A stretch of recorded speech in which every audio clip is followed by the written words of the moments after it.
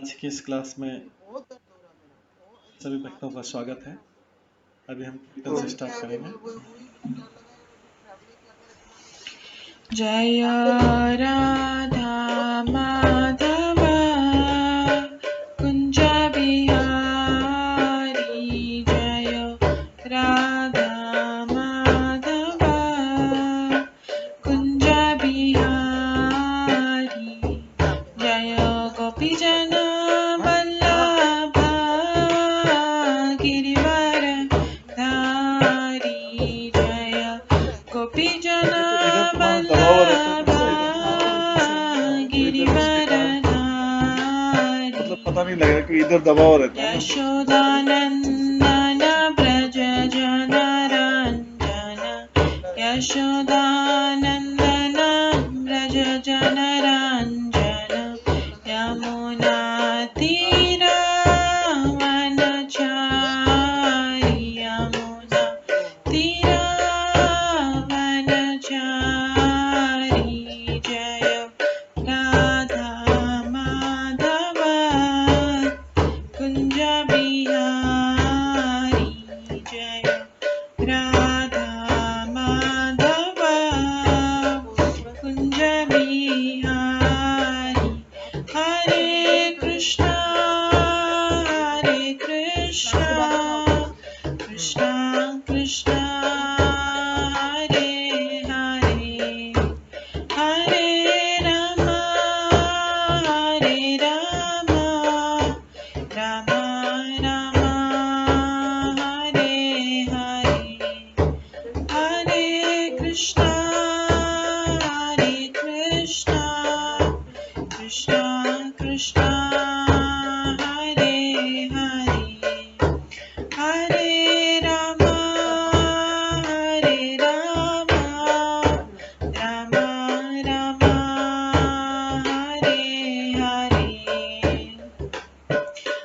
कृष्णा कृष्णा कृष्णा हरे हरे, हरे राम राम राम हरे हरे, हरे कृष्णा कृष्णा कृष्णा हरे हरे, हरे राम राम राम हरे हरे, हरे कृष्णा कृष्णा कृष्णा हरे हरे, हरे राम राम राम हरे हरे, हरे कृष्णा कृष्णा कृष्णा हरे हरे, हरे राम राम राम हरे हरे, हरे कृष्णा कृष्णा कृष्णा हरे हरे, हरे राम राम राम हरे हरे, जय राधा माधव राधे, जय राधा गोविंद राधे, जय गौरनिताय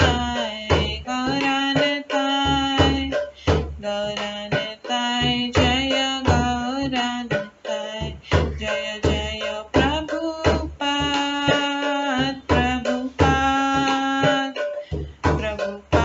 जय जय प्रभुपाद, जय जय गुरुदेव जय जय गुरुदेव, नित्य गौर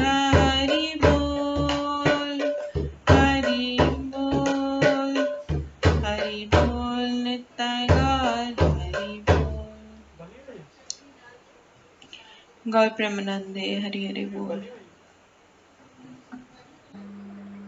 हरे कृष्णा। आज की इस क्लास में सभी भक्तों का स्वागत है। अभी मंगलाचरण से स्टार्ट करेंगे।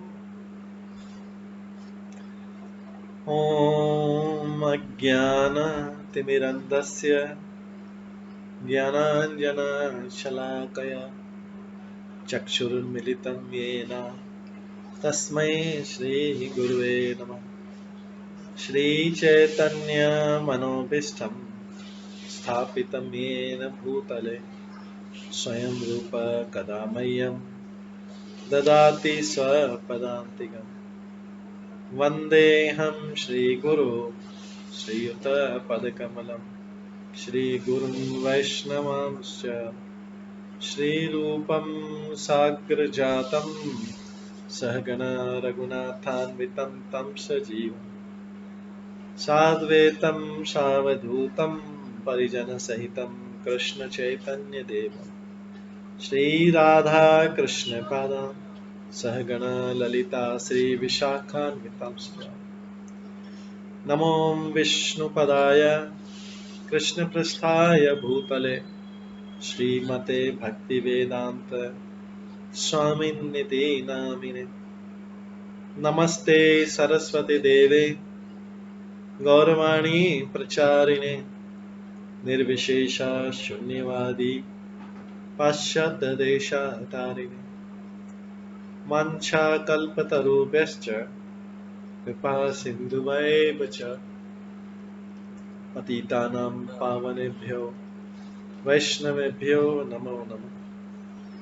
जय श्री कृष्ण चैतन्य प्रभु नित्यानंद श्री अद्वैत गदाधर शिवासादि गौर भक्तवृंद। हरे कृष्णा कृष्णा कृष्णा हरे हरे हरे राम राम राम हरे हरे। ओम नमो भगवते वासुदेवाय। ओम नमो भगवते वासुदेवाय। ओम नमो भगवते वासुदेवाय। नारायणं नमस्कृत्य नरं चैव नरोत्तमं देवीं सरस्वतीं व्यासं ततो जयमुदीरये। नष्टप्रायेषु भद्रेषु नित्यं भागवत सेवया भगवते उत्तम श्लोके भक्तिर्भवति नैष्ठिकी। कृष्णाय वासुदेवाय देवकी नंदनाय च नन्दगोपकुमाराय गोविन्दाय नमो नमः। सर्ववेदान्तसारमे श्रीभागवतम् इष्यते तद्रसामृताप्तस्य नान्यत्र स्याद्रति क्वचित्। आराध्यो भगवान् ब्रजेश कन्यस्तनुधाम वृन्दावन रम्या काचिदुपासना व्रजवधूवर्गेण या कल्पिता। श्रीमद्भागवतं प्रमाणम् अमलं प्रेम कुमार्थमः श्रीचैतन्य महाप्रभुमतम् इदं तत्रादरो न परम्। मूकं करोति वाचालं पङ्गुलङ्घयते गिरिं यत्कृपातमहं वन्दे परमानन्दमाधवम्। हरे कृष्णा।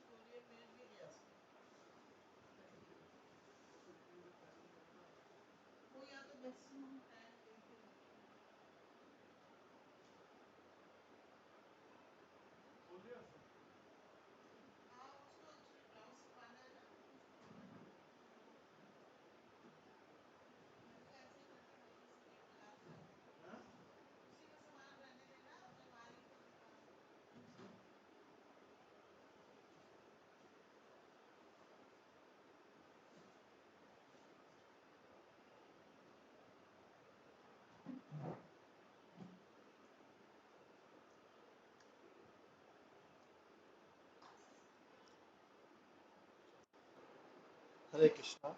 आज की इस क्लास में सभी भक्तों का स्वागत है। कल हम श्रवण कर रहे थे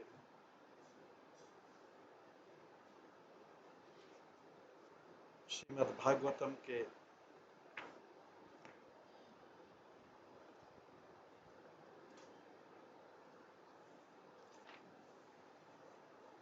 तीसरे स्कंद के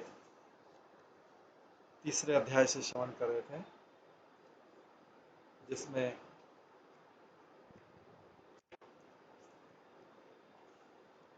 हमने श्रवण किया था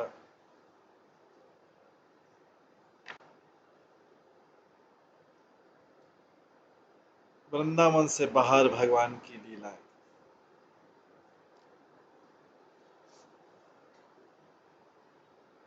और इससे पहले हमारा अध्याय चल रहा था भगवान कृष्ण का स्मरण।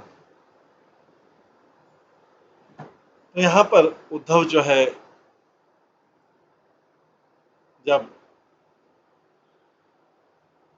मैत्रेय मुनि से वार्तालाप करते हैं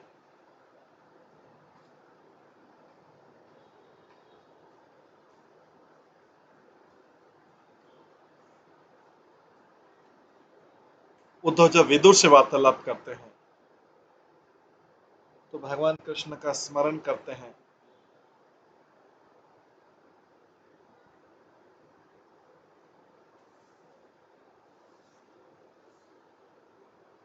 और उसके बाद भगवान से संबंधित जो पहले वृंदावन की लीलाएं बताते हैं दूसरे अध्याय में, इसके पश्चात वो इस अध्याय में वृंदावन से बाहर भगवान की लीलाओं का वर्णन करते हैं।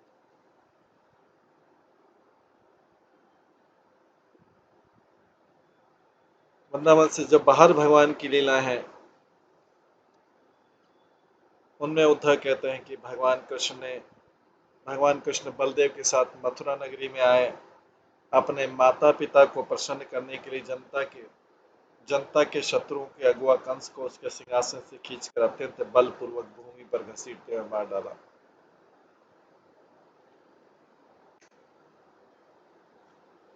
कंस को मारा और अपने आप को माता पिता का योग्य पुत्र सिद्ध किया।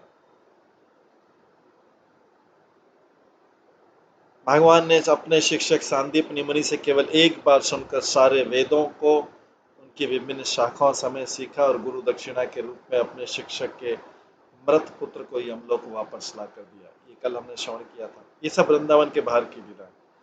राजा भीष्मक की पुत्री रुक्मणी के सौंदर्य तथा संपत्ति से आकृष्ट होकर अनेक बड़े बड़े राजकुमार तथा राजा उससे ब्याह करने के लिए एकत्रित हुए, किंतु भगवान कृष्ण अन्य आशावान अभ्यर्थियों को पछाड़ते हुए उसी तरह अपना हिस्सा जानकर उसे उठा लगे, जिसके प्रकार गरुड़ अमृत ले गया। तो ये हम देखते हैं कि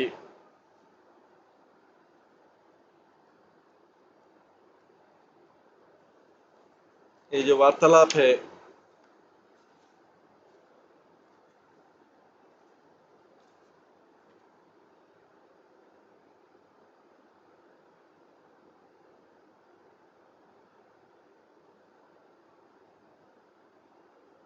ये उद्धव विदुर से कर रहे हैं।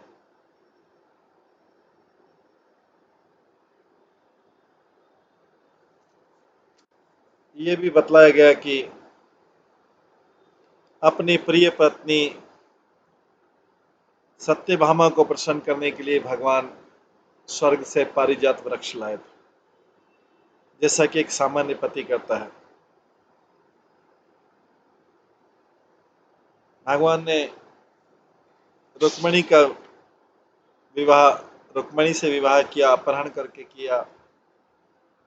नाग्नजीति से विवाह जो किया वो 7 बैलों को दमन करके किया और सत्यभामा के लिए कई भगवान की अलग अलग बाहर की लीला। अब छठे श्लोक में आज हम इसी अध्याय के छठे श्लोक श्रवण करेंगे।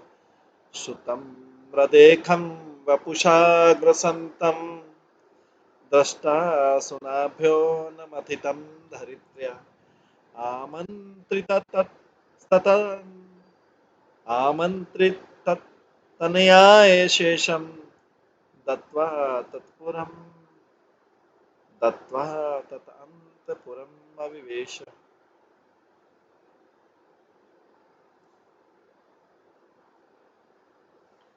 धरित्री धरित्री अर्थात पृथ्वी के पुत्र नरकासुर ने धरित्री अर्थात पृथ्वी के पुत्र नरकासुर ने संपूर्ण आकाश को निगलना चाहा।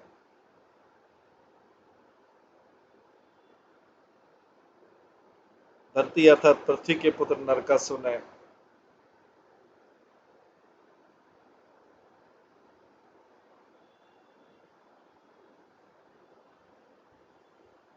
संपूर्ण आकाश को निगलना चाहा, जिसके कारण युद्ध में वो भगवान के द्वारा मार डाला गया।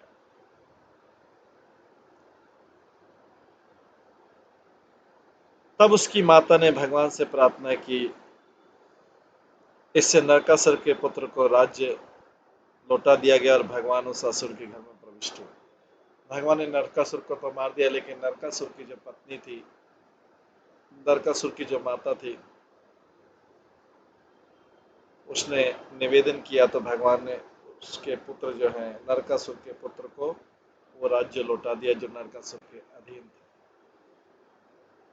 और भगवान उस असुर के घर में प्रविष्ट हुए।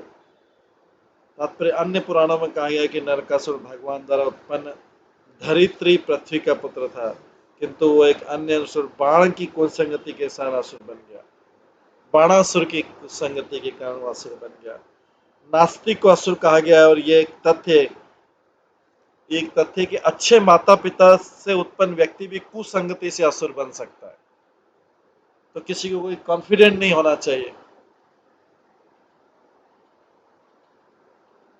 कि अच्छे माता पिता से उत्पन्न व्यक्ति भी कुसंगति असुर बन सकता है। किसी का जन्म ही सदैव अच्छाई की कसौटी नहीं है। जब तक कोई व्यक्ति अच्छी संगति की शिक्षा नहीं पा लेता, तब तक वो अच्छा नहीं बन सकता। जब तक संगति अच्छी नहीं, वो अच्छा नहीं बन सकता।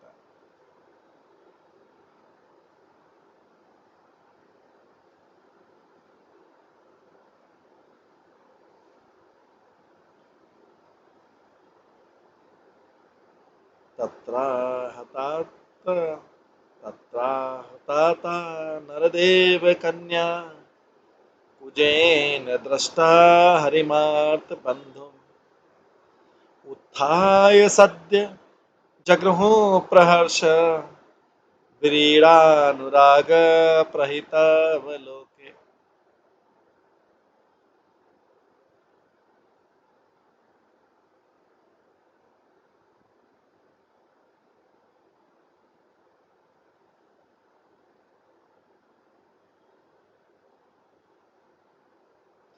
उस असुर के घर में नरकासुर के द्वारा हरण की गई सारी राजकुमारियां दुखियारों के मित्र भगवान को देखते से चौकन्नी उठी।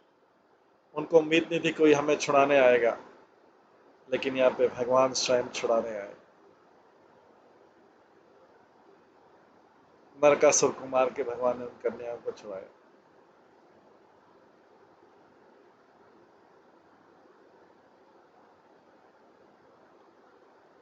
नरकासुर ने उन्होंने अति उत्सुकता, हर्ष तथा लज्जा से भगवान की ओर देखा और अपने को उनकी पत्नियों के रूप में अर्पित कर दिया। उन राजकुमार ने भगवान से निवेदन किया और अपने को उनकी पत्नी के रूप में अर्पित कर दिया। तो तात्पर्य में नरकासुर ने बड़े बड़े राजाओं की अनेक पुत्रियों का अपहरण किया था और उन्हें अपने राजमहल में बंदी बनाकर रख दिया था। किंतु जब वो भगवान द्वारा मार डाला गया, तो और जब भगवान उस असुर के घर में प्रविष्ट हुए, तो सारी राजकुमारियां हर्ष से प्रफुल्लित हो उठी और उन्होंने उनकी पत्नियां बनने के लिए स्वयं को अर्पित कर दिया, क्योंकि भगवान ही दुखहरों के एकमात्र मित्र।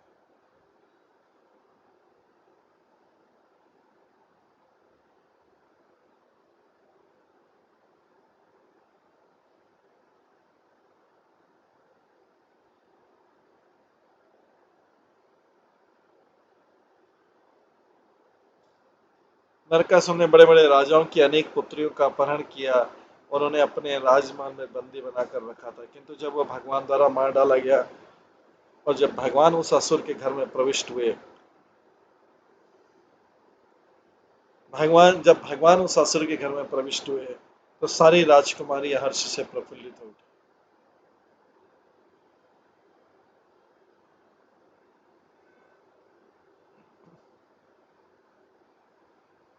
और उन्होंने उनकी पत्नियां बनने के लिए स्वयं को अर्पित कर दिया, क्योंकि भगवान ही दुखियारों के एकमात्र मित्र हैं। यदि भगवान उन्हें स्वीकार नहीं करते तो उन सबों के विवाहित होने की कोई संभावना नहीं थी, क्योंकि इस असुर ने उनको उनके पिता के संरक्षण से अपहरण किया था। अतः कोई भी व्यक्ति उनसे विवाह करने के लिए राजी नहीं होता। वैदिक समाज की रीति के अनुसार कन्याएं पिता के संरक्षण से पति के संरक्षण में भेजी जाती है। चूंकि कन्याएं पहले ही अपने माता पिता के संरक्षण से अपहृत की जा चुकी थी, अतः भगवान के अतिरिक्त उनके लिए कोई अन्य पति प्राप्त करना पाना असंभव है।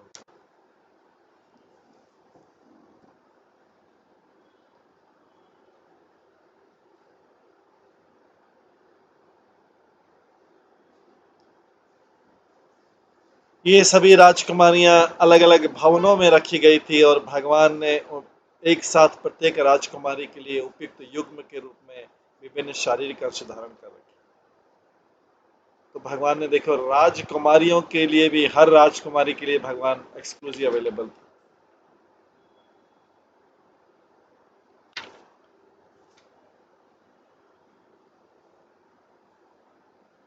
तो राजकुमारियों ने इतनी तीव्रता से प्रार्थना की थी,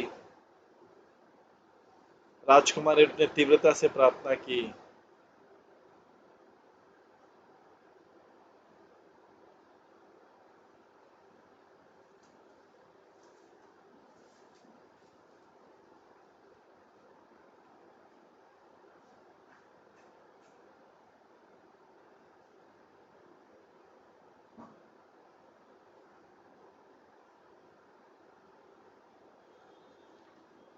कि भगवान ने उनको अपना पत्नी बना लिया। किसी के लिए भगवान की पत्नी बनना कितना डिफिकल्ट, लेकिन इन्होंने ऐसी प्रार्थना की। यदि भगवान उन्हें स्वीकार नहीं करते तो उन सबों के लिए विवाहित होने की कोई संभावना नहीं थी।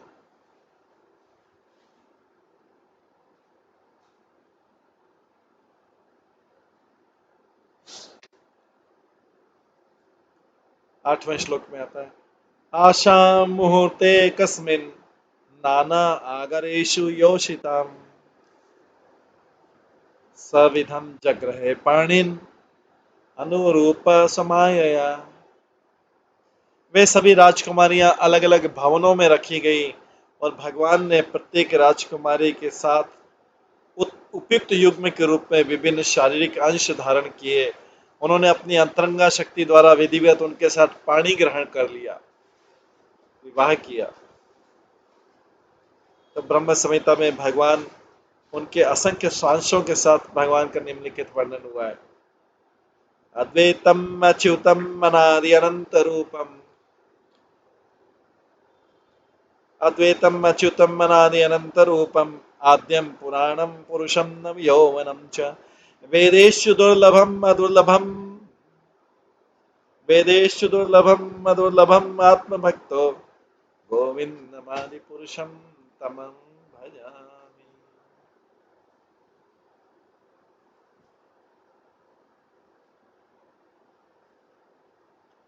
मैं उन भगवान की गोविंद की पूजा करता हूँ जो आदि भगवान हैं। वे अपने नित्य असंख्य श्वासों से अभिन्न हैं। वे अच्युत आदि तथा असीम एवं नित्य स्वरूपों वाले हैं। यद्यपि वे सबसे प्राचीन पुरुष हैं, किंतु सदैव नवीन तथा युवा रहते हैं। भगवान अपनी अंतरंग शक्ति से स्वयं प्रकाश के लिए विविध पुरुषों में पुनः प्राभव और वैभव रूपों में विस्तार करते हैं। भगवान अपनी अंतरंगा शक्ति से स्वयं प्रकाश के विभिन्न पुरुषों में और पुनः प्राभव और वैभव रूप में विस्तार कर सकते हैं। सारे रूप एक दूसरे से अभिन्न होते हैं। भगवान ने विभिन्न भवनों में रह रही राजकुमारियों के साथ विवाह करने के लिए जिन रूपों में अपना विस्तार किया, वे उनमें से हर एक के अनुरूप होने से सब कुछ कुछ भिन्न थे। वे भगवान के वैभव विलास रूप कहलाते हैं। उनकी अंतरंगा शक्ति योग माया द्वारा क्रियाशील हो। भगवान ने विभिन्न भवनों में रह रही राजकुमारी के साथ विवाह करने के लिए जिन रूपों में अपना विस्तार किया, उनमें से हर एक के अनुरूप होने से उनमें से हर एक के अनुरूप होने से कुछ कुछ भिन्न थे। वे भगवान के वैभव विलास रूप कहलाते।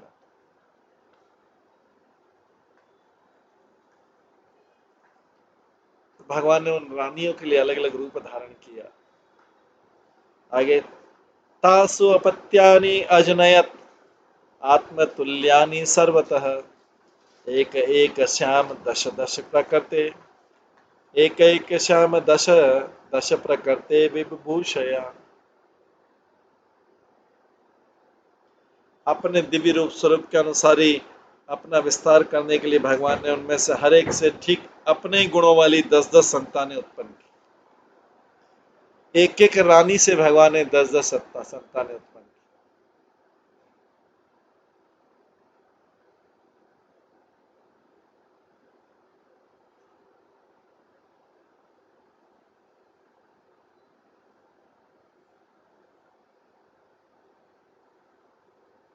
कालमागत शाल्वादीन अनीके रुधंत पुरम अजीघनत स्वयं दिव्यम स्वपुंसाम तेजातिशतः।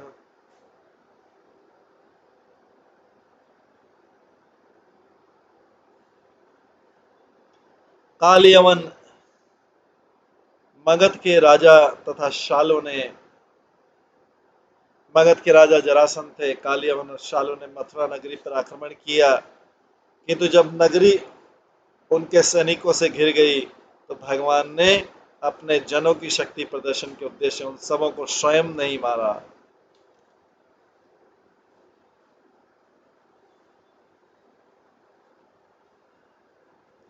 तात्पर्य, कंस की मृत्यु के बाद जब मथुरा नगरी कालियवन जरासंध तथा शालू के सैनिकों द्वारा घेर ली गई तो भगवान इस नगरी में से एक तरह से भाग निकले और इस तरह रणछोड़ अर्थात जो युद्ध से भाग जाए कहलाए।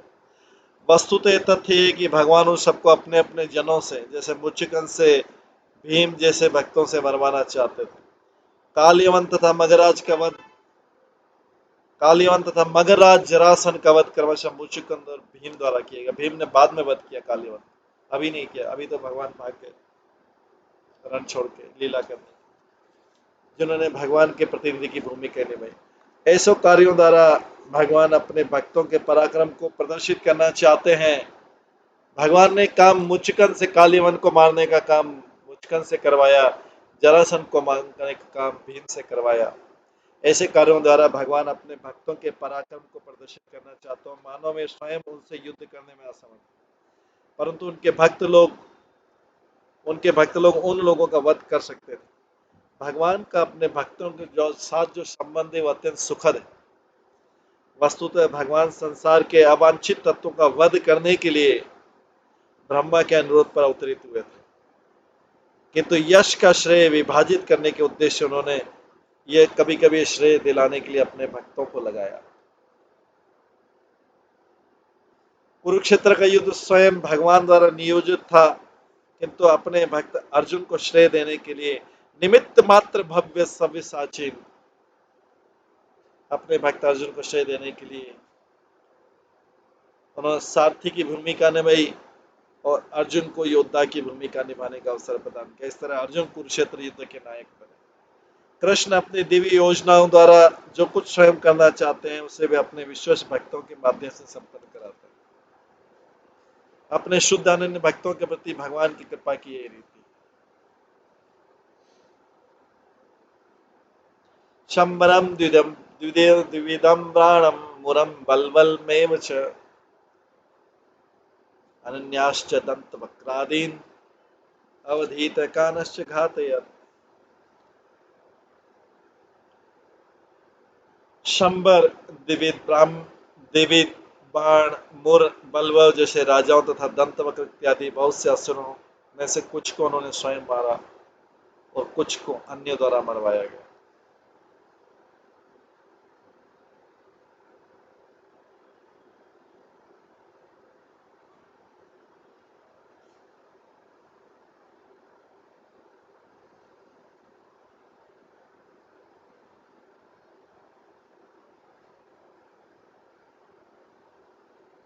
अथ ते भ्रातृपुत्राणां पक्षयो पतितान् नृपान् चचाल भूकुरुक्षेत्रम् येषां मां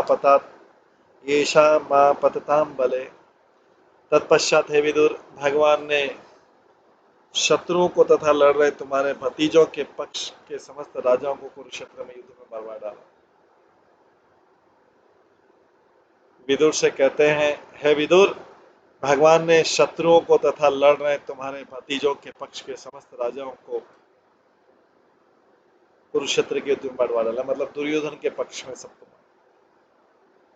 ये सारे राजा इतने विराट थे तथा बलवान थे कि जब युद्ध में विचरण करते तो पृथ्वी हिलती थी, लेकिन सबका वध हो।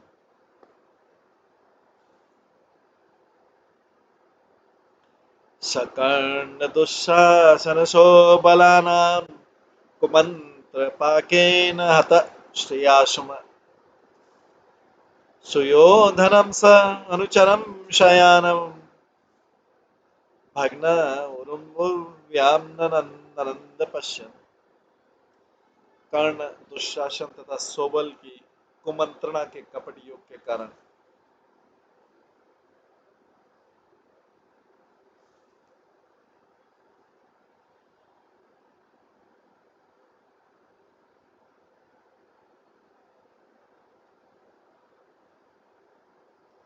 कर्ण दुशासन तथा सोबल की कुमंत्रणा के कपट योग के कारण दुर्योधन अपनी संपत्ति तथा आयु से विहीन हो।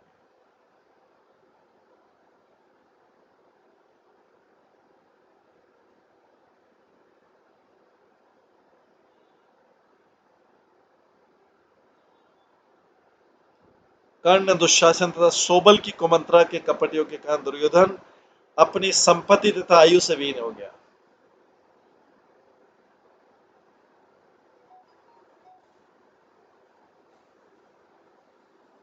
तो देखिए, कपट में जब सारे कपटी लोग एक हो जाते हैं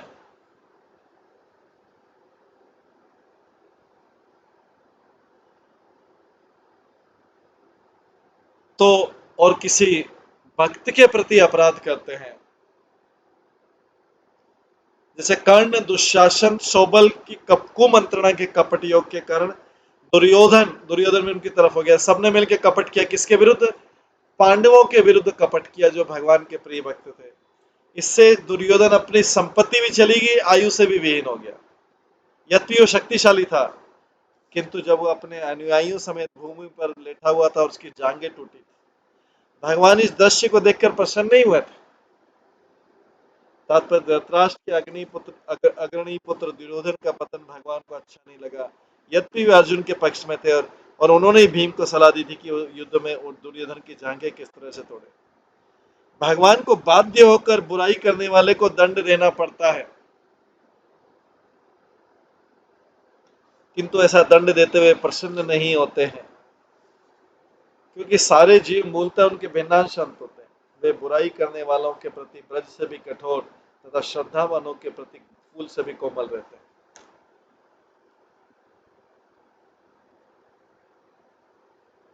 बुराई करने वाला कुसंगतियों तथा कुमंत्रणा द्वारा दिग्भ्रमित हो जाता है।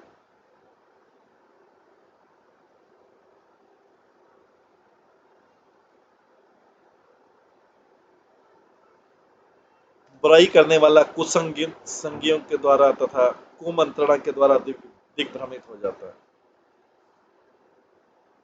जो भगवान के आदेशों के अंतर्गत स्थापित सिद्धांतों के प्रतिकूल है, और इस प्रकार वो दंड का भागी बन जाता है। बुराई करने वाला कुसंगियों तथा कुमंत्रणा, गलत संग और गलत मंत्रणा, कोई इनको गलत सिखाता रहता है, के द्वारा दिग्भ्रमित हो जाता है बुराई करने वाला, और जो भगवान के आदेश के अंतर्गत स्थापित सिद्धांतों के प्रतिकूल, इस प्रकार वो दंड का भागी बनता है। सुख का सबसे निश्चित मार्ग है, ये डेफिनेशन है, सुख का सबसे निश्चित मार्ग है भगवान द्वारा बनाए गए सिद्धांतों का पालन करना तथा उनके द्वारा सिद्धांत स्थापित नियमों का उल्लंघन नहीं करना।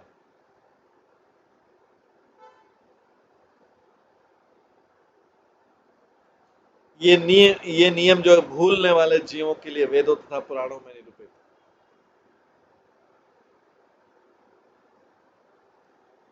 क्रियान भुवा अयम क्षपितुर्भार यद्रोण भीष्मार्जुन भीम मूले अष्टादश क्षणिकी मतंशे आस्ते बलम दुर्विहशम यदूना।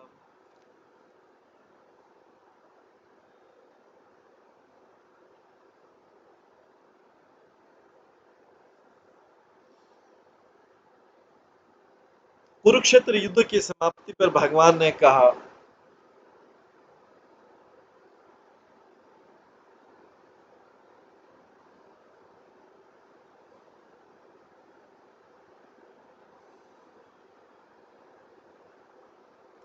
कुरुक्षेत्र युद्ध की समाप्ति पर भगवान ने कहा, अब द्रोण, भीष्म, अर्जुन तथा भीम की सहायता से 18 अक्षणी सेना का पृथ्वी पर से बोझ कम हुआ। तो यह क्या है? अब भी मुझी से उत्पन्न यदुवंश की विशाल शक्ति शेष है, जो और भी अधिक आसानी बोझ बन सकती है। तो ये उद्धव विदुर को बता रहे हैं कि कुरुक्षेत्र युद्ध की समाप्ति होगी तो कितनी 18 अक्षौणी सेना का पृथ्वी पर से बोझ कम हुआ। किंतु यह क्या, अब तो भगवान सोच रहे कि अब भी मुझी से उत्पन्न यदुवंश की विशाल शक्ति शेष है, और भी जो और भी अधिक आसानी बोझ बन सकती। तो अभी करोड़ों यदुवंशी बाकी है, उनको भी तो मेरे धाम में वापस भेजना है। तो तात्पर्य एक गलत सिद्धांत है कि जनसंख्या वृद्धि से संसार अति बोझिल उठता है, इसलिए युद्ध तथा अन्य संहारक प्रतिक्रियाएं होती है। पृथ्वी कभी भी अति बोझिल नहीं होती। पृथ्वी पर स्थित गुरुतम पर्वतों तथा समुद्रों में मनुष्यों की अपेक्षा अधिक जीव रहते हैं। पृथ्वी पर स्थित गुरुतम पर्वतों तथा समुद्रों में मनुष्य की अपेक्षा अधिक जीव रहते हैं, किंतु वे कभी भी अति बोझिल नहीं होते। यदि पृथ्वी की सतह पर रहने वाले समस्त जीवों की गणना की जाए तो निश्चित रूप पाया जाए कि मनुष्यों की जनसंख्या समस्त जीवों की जनसंख्या का 5% भी नहीं।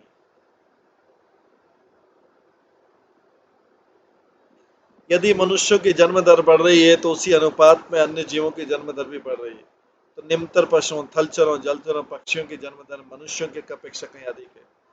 भगवान के आदेश से पृथ्वी के सारे जीवों के लिए भोजन की पर्याप्त व्यवस्था है, और यदि जीवन में असमानुतिक वृद्धि हो तो भी वे अधिक व्यवस्था कर सकते हैं। भगवान जिसको भी यहाँ भेजते हैं उसके भोजन की व्यवस्था, कपड़े की व्यवस्था करके भेजते हैं, और अपने जन्म के अनुसार रहने सहने की व्यवस्था भी करके भेजते हैं, अपने पूर्व कर्मों के अनुसार। इसलिए जनसंख्या में वृद्धि से भार का बढ़ने का प्रश्न नहीं उठता। पृथ्वी धर्मग्लानि अर्थात भगवान की इच्छा से अनियमित पालन से अति बोझिल हो गई थी।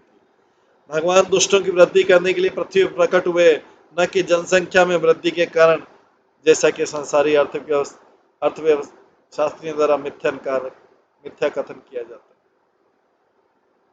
भगवान दुष्टों की वृद्धि रोकने के लिए पृथ्वी प्रकट हुए, न कि जनसंख्या में वृद्धि रोकने के लिए। जब भगवान कृष्ण प्रकट हुए तो ऐसे दुष्टों की संख्या काफी बढ़ गई थी जो भगवान की इच्छाओं का उल्लंघन कर दे।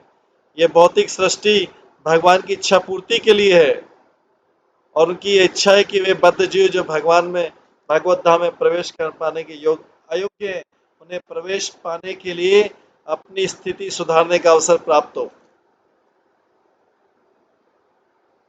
ये भौतिक सृष्टि भगवान की इच्छा की पूर्ति के लिए, न कि व्यक्ति जीव की इच्छा पूर्ति करने के लिए।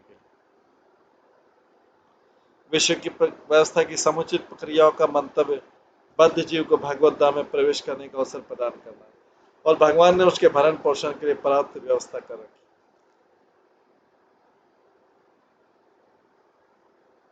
इसलिए भले ही पृथ्वी पर जनसंख्या की महती वृद्धि क्यों न हो, इसलिए भले ही पृथ्वी पर जनसंख्या की महती वृद्धि क्यों न हो, यदि लोग इस भावनामृत का सही ढंग से पालन करते हैं और दुष्ट नहीं है, तो पृथ्वी का यह भार उसके लिए आनंद का स्रोत है।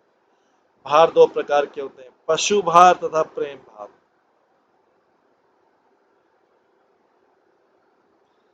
पशु भार असहनीय होता है, किंतु प्रेम भार आनंद का स्रोत होता है।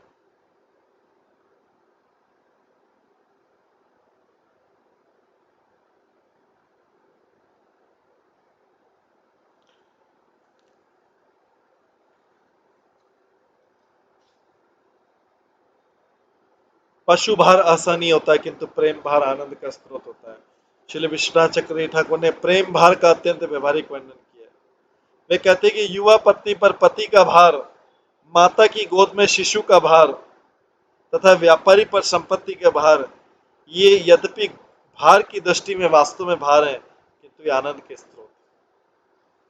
और ऐसा बोझिल वस्तुओं के अभाव में वियोग का बोझ अनुभव होता है, जो प्रेम के वास्तविक भार की अपेक्षा सहन किए जाने में अधिक भारी होता है। जब भगवान कृष्ण ने पृथ्वी पर यदुवंश के भार की बात की, जब भगवान कृष्ण ने पृथ्वी पर यदुवंश के भार की बात की,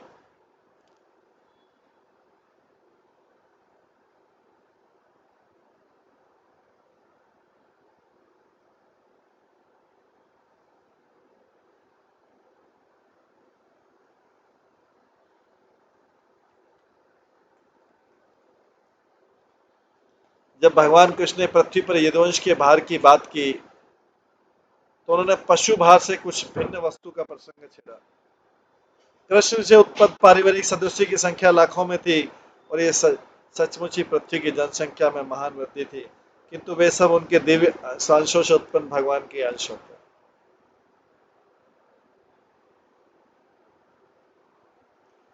भगवान का परिवार जो है, वे सब उनके दिव्य श्वासों से उत्पन्न भगवान के अंश थे। अतः पृथ्वी के लिए महान आनंद के स्रोत है। तो यदुवंशियों का भार पृथ्वी के ऊपर भार नहीं था। जब पृथ्वी के भार के संबंध में भगवान ने उल्लेख किया, तो उनके मन में पृथ्वी से उनके आसन्न लोभ का भाव था। भगवान कृष्ण के परिवार के सारे सदस्य विभिन्न देवताओं के अवतार थे, और उन्हें भगवान के साथ ही पृथ्वी से विलुप्त होना था। जब उन्होंने यदुवंश के संबंध में पृथ्वी के असहनीय भार का उल्लेख किया, तो वे उनके बिच्छुओं का ही भार का संकेत कर रहे थे। जब भगवान बोले थे पृथ्वी को भी यदुवंश का असहनीय भार है, तो इसका मतलब है कि भगवान उस भार को भी कम करना चाह रहे थे। असुरों को तो मार दिया था भगवान ने, और कंस को मार दिया था, जरासन को भीम के हाथों मरवा दिया था, और कालीवन को मुचकंद के हाथों मरवा दिया था। आगे बोलते हैं, मिथो यदाशां भविता विवाद मधुआदम मधुआदमात्रमामिलोच आत्राम विलोचनानां नयेषां वदुपायानतन्यो मयुध्यते अंतदद्यते स्वयं सम्।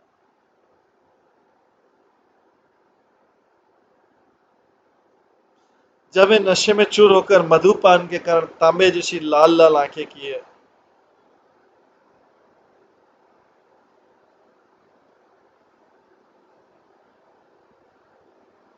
जब वे मधु नशे में चूर होकर मधुपान के कारण तांबे जैसी लाल लाल आंखें किए परस्पर लड़े झगड़ेंगे, तभी विलुप्त होंगे, अन्यथा ये संभव नहीं है।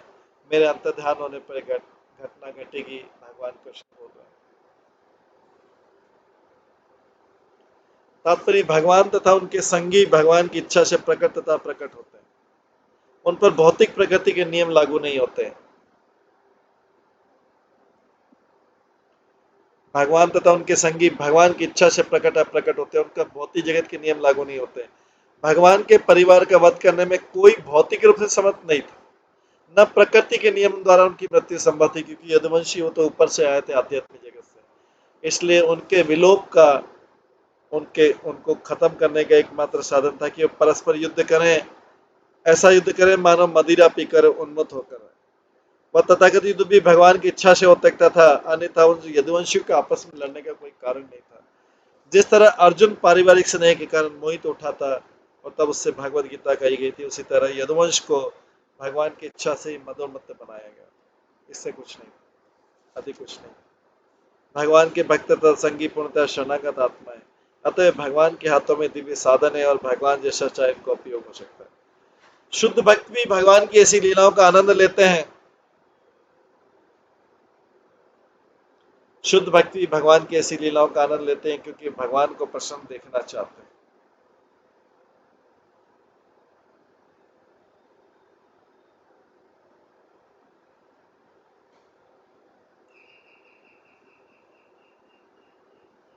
शुद्ध भक्त भी भगवान की ऐसी लीलाओं का आनंद लेते हैं।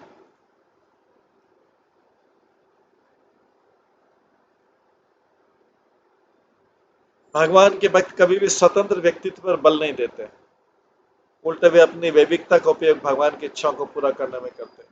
भगवान के साथ भक्तों का यह सहयोग भगवान की लीलाओं को पूर्णता प्रदान करता है। एवं संचिंत्य भगवान स्वराज्य स्थाप्य धर्मजम नंदयामास सुहृद साधूनाम वर्तम दर्शयन। इस तरह अपने आप सोचते हुए भगवान कृष्ण ने पुण्य के मार्ग में भगवान का आदर्श प्रदर्शन करने के लिए संसार के परम नियंता के पद पर महाराज युधिष्ठिर को स्थापित किया।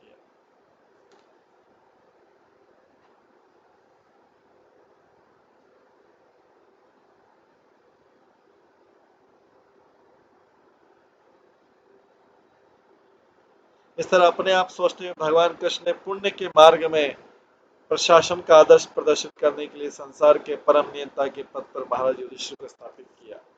ये सब भगवान के कार्य थे।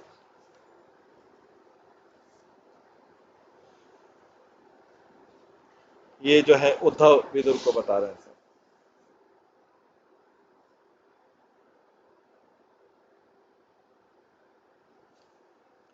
उत्तरायण उत्तरायण धत पूर्ववर्ष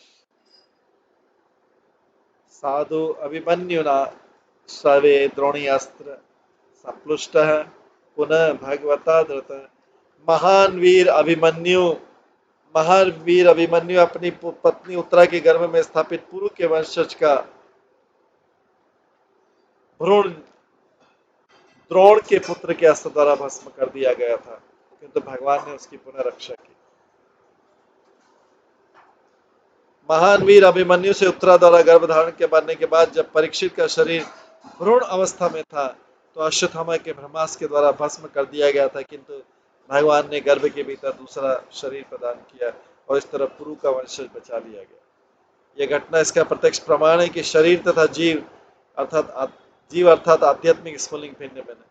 जब पुरुष के वीर्य से प्रवेश स्त्री के गर्भ में जीव आश्रय पाता है तो पुरुष तथा स्त्री के स्त्रावों का मिश्रण होता है, जिससे मटर के आकार का शरीर निर्मित होता है, जो धीरे धीरे बढ़कर पूर्ण शरीर में विकसित हो जाता है। किंतु यदि किसी तरह भ्रूण नष्ट कर दिया जाए तो उस जीव को दूसरे शरीर में या दूसरी स्त्री के गर्भ में आश्रय लेना पड़ता है। वो विशिष्ट जीव जिसे महाराज पुरु या पांडवों का वंशज बनने के लिए चुना गया था, वो कोई सामान्य जीव नहीं था और भगवान की महती इच्छा से उसे महाराज युधिष्ठिर का उत्तराधिकारी बनना ही था।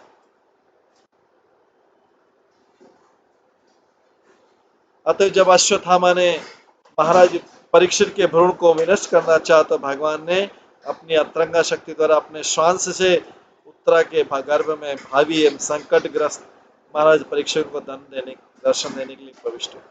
गर्भ के भीतर अपने प्राकट्य से भगवान ने शिशु को प्रोत्साहित किया और अपनी सर्वशक्तिमता से नवीन शरीर में उसे पूर्ण शिक्षा प्रदान की।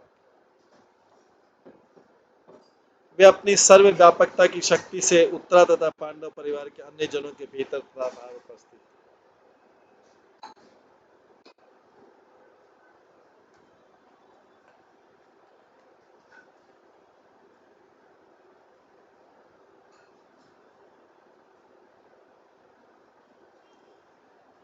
अया यजत धर्म सुतम अश्वमेधे त्रिभिर्विभुः सपीक्ष्माम अनुजे रक्षण रेमे कृष्ण अनुव्रतः। भगवान के ने धर्म के पुत्र महाराज युधिष्ठिर को 3 अश्वमेध यज्ञ संपन्न करने के लिए प्रेरित किया और उन्होंने भगवान कृष्ण का निरंतर अनुगमन करते हुए अपने छोटे भाइयों की सहायता से पृथ्वी की रक्षा की और उसका रोध किया। भगवान ने धर्म के पुत्र महाराज युधिष्ठिर को 3 अश्वमेध यज्ञ संपन्न करने के लिए प्रेरित किया और उन्होंने भगवान कृष्ण का निरंतर अनुगमन करते अपने छोटे भाइयों की सहायता से पृथ्वी की रक्षा की और उसका रोध किया। तो तात्पर्य भगवान महाराज युधिष्ठिर पृथ्वी पर आदर्श राजकीय प्रतिनिधि थे, क्योंकि भगवान कृष्ण की निरंतर अनुगामी थे, जैसा कि वेदों में कहा गया है। भगवान इस दृष्ट विराट के सृष्टि के स्वामी हैं, जो बद्ध जीवों को उनके साथ संबंध पुनर्जीवित करने और इस तरह से भगवत धाम वापस जाने का अवसर प्रदान करते। भौतिक जगत की संपूर्ण प्रणाली उसी कार्यक्रम तथा योजना द्वारा व्यवस्थित। जो भी इस योजना का उल्लंघन करता है वो प्रकृति के नियम द्वारा दंडित होता है, क्योंकि प्रकृति परमेश्वर के निर्देश के अनुसार कार्य करती है।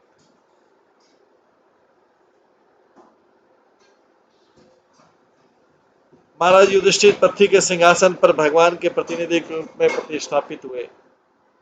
राजा से सदैव भगवान का प्रतिनिधि होने की अपेक्षा की जाती है। पूर्ण एकाधिपत्य के लिए भगवान की इच्छा का प्रतिनिधित्व होना आवश्यक है, और महाराज युधिष्ठिर परम नियम के अनुसार एक आदर्श राजा थे। राजा तथा प्रजा दोनों ही अपने कर्तव्य निवास से सुखी थे, और इस तरह भौतिक प्रकृति के पूर्ण सहयोग से प्रजा की सुरक्षा तथा स्वाभाविक जीवन का भोग महाराज युधिष्ठिर तथा महाराज परीक्षित जैसे योग्य वंशजों के शासन में अपने आप प्राप्त।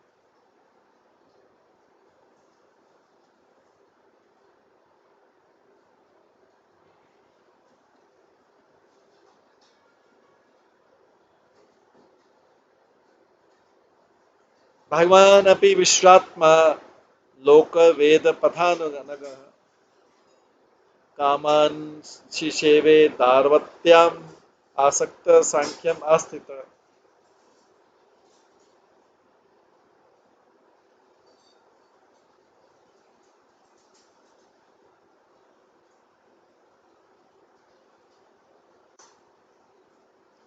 उसी के साथ साथ भगवान ने समाज के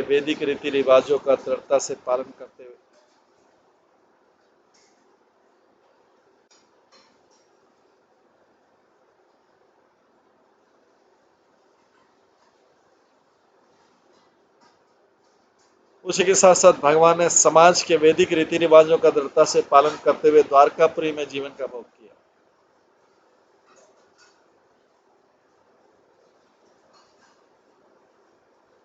भगवान ने समाज के वैदिक रीति रिवाजों का दृढ़ता से पालन करते हुए द्वारकापुरी में जीवन का भोग किया। वे सांख्य दर्शन प्रणाली के द्वारा प्रतिपादित वैराग्य तथा ज्ञान में स्थित थे।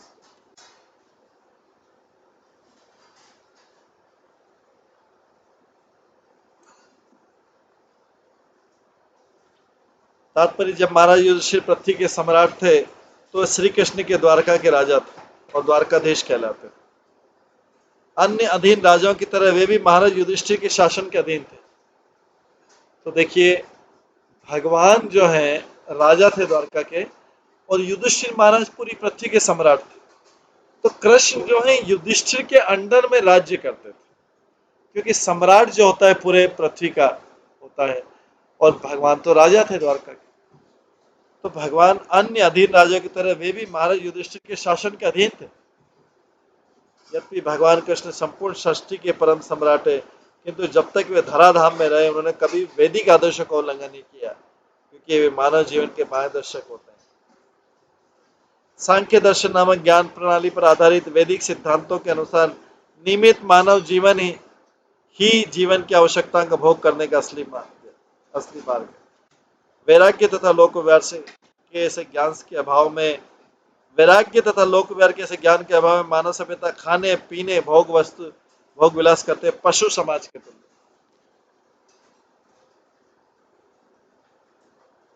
तो जिनके जीवन में वैराग्य नहीं है और ज्ञान नहीं है, वो क्या करेंगे? पशु जैसा व्यवहार करें, खाना पीना सोना, खाना पीना सोना, खाना पीना सोना, रिपीटेडली वही।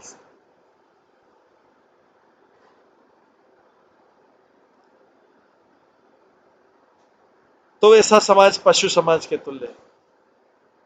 भगवान अपनी इच्छानुसार स्वतंत्र रूप से कार्य करे थे, फिर भी उन्होंने अपने व्यवहारिक दृष्टांत द्वारा ऐसा जीवन बिताने की शिक्षा दी जो वैराग्य तथा ज्ञान के सिद्धांतों के विरुद्ध न हो। मतलब जीवन में वैराग्य और ज्ञान जरूरी है, उसके लिए तो बिल्कुल पशु जिस, क्योंकि पशु वैराग्य नहीं जानता।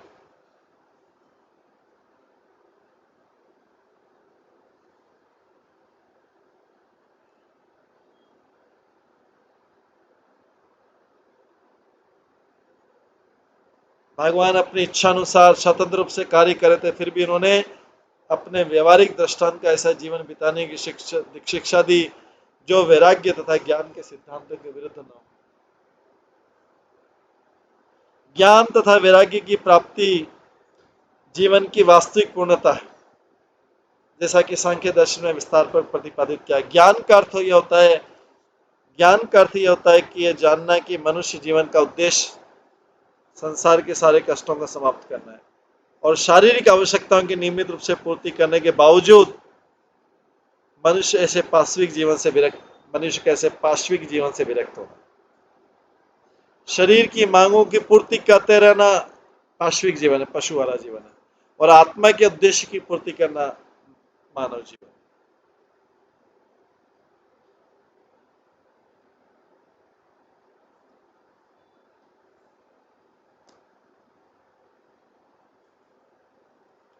स्निग्ध स्मित अवलोकेन वाचा पीयूष कल्पया चरित्रेण नवद्येन श्रीनिकेतन चात्मना। भगवान फिर वे वहां पर लक्ष्मी देवी के निवास अपने दिव्य शरीर में सदा की तरह के अपने सौम्य तथा मधुर मुस्कान युक्त मुख, अपने अमृतमय वचनों तथा अपने निष्कलिंग चरित्र से युक्त रह रहे थे। द्वारका में भगवान का जीवन।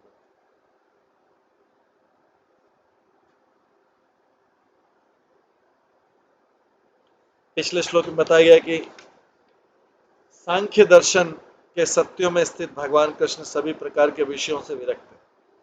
प्रत्येक प्रस्तुत श्लोक में बताया गया कि वे लक्ष्मी देवी के निवास हैं। ये दोनों बातें तनिक भी परस्पर विरोधी नहीं, क्योंकि भगवान कृष्ण बहिरंगा प्रकृति की विविधता से विरक्त हैं, किंतु वे आध्यात्मिक प्रकृति अपनी अंतरंगा शक्ति का नित्य आनंद भोग करते हैं। भगवान की पत्नी लक्ष्मी देवी तो आध्यात्मिक है, तो भौतिक चीजों से भगवान विरक्त रहते हैं, न कि आध्यात्मिक चीजों से। वे आध्यात्मिक प्रकृति या अपनी अंतरंगा शक्ति का नित्य आनंद भोग करते हैं। जो अल्पज्ञ हैं वे बहिरंगा तथा अंतरंगा शक्ति के अंतर को नहीं समझ सकते। भगवद गीता में अंतरंगा शक्ति को परा प्रकृति कहा गया है। विष्णु पुराण में भी कृष्ण की अंतरंगा शक्ति को परा शक्ति कहा गया। भगवान कभी पराशक्ति की संगति से विलग नहीं होते।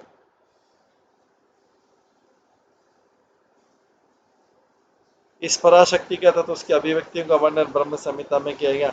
आनंद चिन्मय रस प्रतिभावित भाविताभि के रूप में भगवान नित्य आनंदमय है और ऐसे दिव्य आनंद से प्राप्त होने वाले आस्वाद से ज्ञात। बहिरंगा शक्ति की विविधता के लिए बहिरंगा शक्ति की विविधता के निषेध के लिए आवश्यक नहीं है कि आध्यात्मिक जगत के सकारात्मक दिव्य आनंद का निषेध किया जाए। जब विधि और निषेध का बोलते हैं, इसका मतलब आध्यात्मिक आनंद का निषेध नहीं है, भौतिक आनंद का निषेध। तो भगवान तो नित्य आनंद में और ऐसे दिव्य आनंद से प्राप्त होने वाले आस्वाद से ज्ञात है। बहिरंगा शक्ति की विविधता के लिए निषेध के लिए आवश्यक नहीं है कि आध्यात्मिक जगत के सकारात्मक दिव्य आनंद का निषेध किया जाए। अतः भगवान की सौम्यता, उनकी मुस्कान, उनका चरित्र तथा उनसे संबंधित सारी बातें दिव्य है।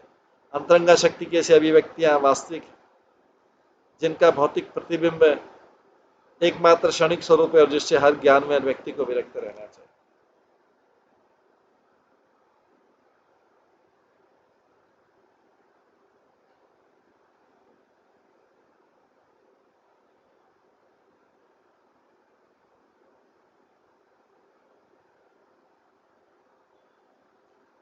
इमं लोक ममुं चैव रमण्य सूत्राम यदुन रेमे क्षण दया दत्त क्षण स्त्री क्षण सौहद्र। भगवान ने इस लोक में तथा अन्य लोकों में विशेष रूप से यदुवंशी की संगति में अपनी लीलाओं का आनंद लिया। रात्रि में विश्राम के समय उन्होंने अपनी पत्नियों के साथ दाम्पत्य प्रेम की मैत्री का आनंद लिया। तो तात्पर्य, भगवान ने अपने शुद्ध भक्तों के साथ इस जगत में आनंद प्राप्त किया। यद्यपि वे भगवान है, वे समस्त आसक्तियों से परे हैं, किंतु फिर भी उन्होंने पृथ्वी पर अपने शुद्ध भक्तों के साथ तथा उन देवताओं के साथ जो समस्त भौतिक कार्यकलापों की व्यवस्था में शक्ति प्रदत्त निर्देशकों की भांति स्वर्ग में उनकी सेवा करने में लगे और अत्यधिक अनुरक्ति प्रदर्शित की। उन्हें अपने पारिवारिक जनों, यदुओं के प्रति तथा उन 16,000 पत्नियों के प्रति जिन्हें रात्रि में विश्राम के समय भगवान से मिलने का अवसर प्राप्त हुआ, उन्हें उनके प्रति विशेष आसक्ति प्रदर्शित की।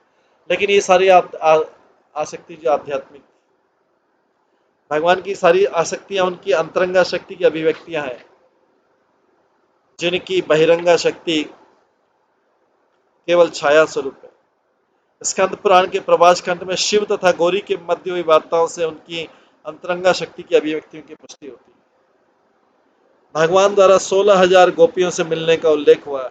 यद्यपि भगवान दिव्य परमात्मा है, सारे जीवों का पालन करता है, वे 16,000 गोपियां 16 प्रकार की अंतरंगा शक्ति के प्रदर्शन है। इसकी विशद व्याख्या दशम स्कंद में की जाएगी। उसमें कहा गया कि भगवान कृष्ण चंद्रमा के सदस्य हैं और उनकी अंतरंगा शक्ति रूपी गोपियां चंद्रमा और तारक के तुल्य।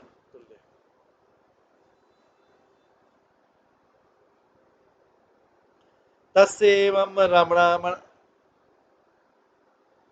तस्येवं रममाणस्य संवत्सर गणान बहून ग्रहमेदेषु योगेषु विराग समझायत। इस तरह भगवान अनेक अनेक वर्षों तक ग्रस्त जीवन में लगे रहे, किंतु अंत में नश्वर यौन जीवन से उनकी विरक्ति पूर्णतः प्रकट होगी। भगवान ने वो ग्रस्त जीवन से विरक्त हो गए। तात्पर्य यद्यपि भगवान कभी भी किसी प्रकार के भौतिक यौन जीवन में लिप्त नहीं होते, किंतु जगत गुरु के रूप में दूसरों को शिक्षा देने के लिए कि किस तरह ग्रस्त जीवन बिताना चाहिए, वे स्वयं अनेकानेक वर्षों तक ग्रस्त बने रहे। श्री विश्वनाथ चक्री ठाकुर बतलाते हैं कि समझ आयत शब्द का पूर्णतः प्रकट किए गए। जब तक वे पृथ्वी पर उपस्थित रहे, भगवान ने अपने सारे कार्यों में विरक्ति प्रदर्शित की।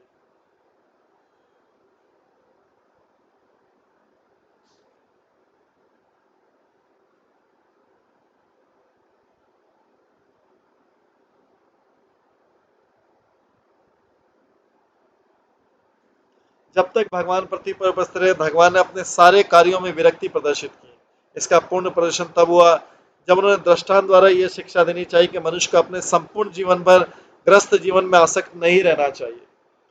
मनुष्य को स्वभावतः विरक्ति उत्पन्न करना चाहिए। भगवान द्वारा ग्रस्त जीवन से विरक्ति नहीं सूचित करता है कि उन्होंने अपने नित्य संगियों दिव्य गोपियों से विरक्ति ले ली, किंतु भगवान प्रकृति की तीनों गुणों के प्रति अपनी तथाकथित आसक्ति को समाप्त करना चाह रहे थे। वे अपने दिव्य संगियों तथा रुक्मणी तथा लक्ष्मियों की सेवाओं से भी कभी विरक्त नहीं हो सकते। जैसा कि ब्रह्म संहिता में वर्णन हुआ है, लक्ष्मी सहस्त्र शत संभ्रम से मानो।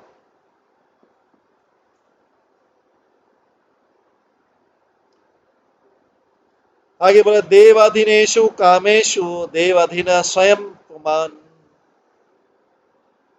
कह विश्रम्भेत योगेन योगेश्वरम अनुव्रत।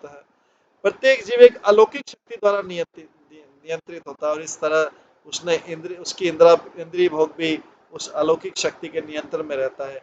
इसलिए कृष्ण के दिव्य इंद्रिय कार्यकलापों में वही अपनी श्रद्धा टिका सकता है जो भक्तिमय सेवा करके भगवान का भक्त बन चुका है।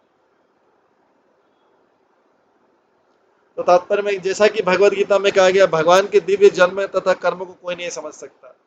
इसी तथ्य की यहाँ पुष्टि की गई कि भगवान की भक्ति द्वारा प्रबुद्ध व्यक्ति ही भगवान के कार्यों तथा अलौकिक शक्ति द्वारा नियंत्रित अन्य लोगों के कार्य को अंतर समझ सकते हैं। इस भौतिक ब्रह्मांड में दृष्टि के समस्त पशुओं, मनुष्यों तथा देवताओं का इंद्रिय भोग विलास एक अलौकिक शक्ति द्वारा नियंत्रित होता है, जो प्रकृति या देवी माया कहलाती है। कोई भी व्यक्ति इंद्रिय भोग विलास प्राप्त करने में स्वतंत्र नहीं है और इस जगत में हर व्यक्ति इंद्रिय भोग विलास के पीछे पड़ा है। ऐसे लोग जो स्वयं ये अलौकिक शक्ति के नियंत्रण में है, वे इस पर विश्वास नहीं कर सकते कि इंद्रिय भोग के विषय के मामले में भगवान कृष्ण अपने से परे किसी अन्य पर नियंत्रण के अधीन हो। भगवान किसी के अधीन नहीं रहते।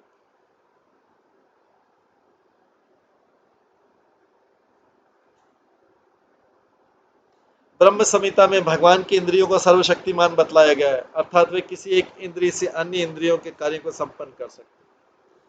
जिसकी इंद्रियां सीमित है, उसे विश्वास नहीं होता कि भगवान अपने श्रवण की दिव्य शक्ति से भोजन कर सकते हैं और देखने से संभोग कर सकते हैं। नियंत्रित जीव अपने बद्ध जीवन में ऐसे इंद्रिय कार्यों के विषय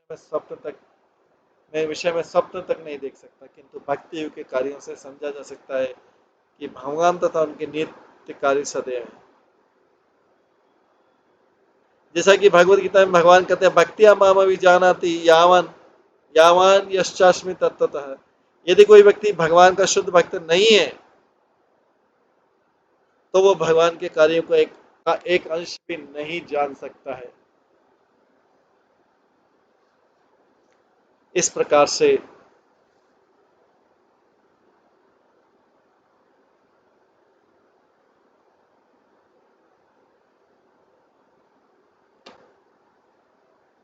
हम समझ सकते हैं कि किस ये उद्धव जो है विदुर को सारी भगवान के वृंदावन के बाहर की लीलाएं सुना रहे हैं। अब यदुवंशियों का विनाश कैसे हुआ वो आगे हम कल की क्लास में श्रवण करेंगे। आज की क्लास में यहीं पे विराम देते हैं। तो ये वृंदावन से बाहर की भगवान की लीलाएं चल रही है। उसके पश्चात में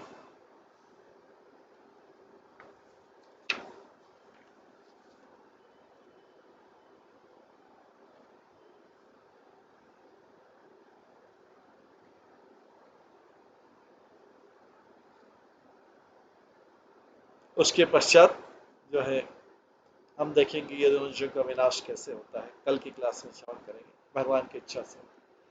आज की क्लास में यही विराम देते हैं। सभी भक्तों का बहुत बहुत धन्यवाद। सब भक्तों के लिए एक बार हरे कृष्ण महामंत्र का जप करते हैं। हरे कृष्णा कृष्णा कृष्णा हरे हरे, हरे राम राम राम हरे। श्रीमद् भागवतम महापुराण की जय। श्री प्रभुपाद की जय। सभी भक्तगणों की जय।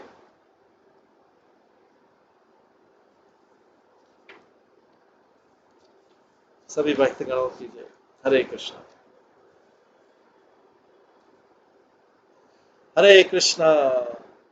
कृष्णा कृष्णा कृष्णा हरे हरे, हरे राम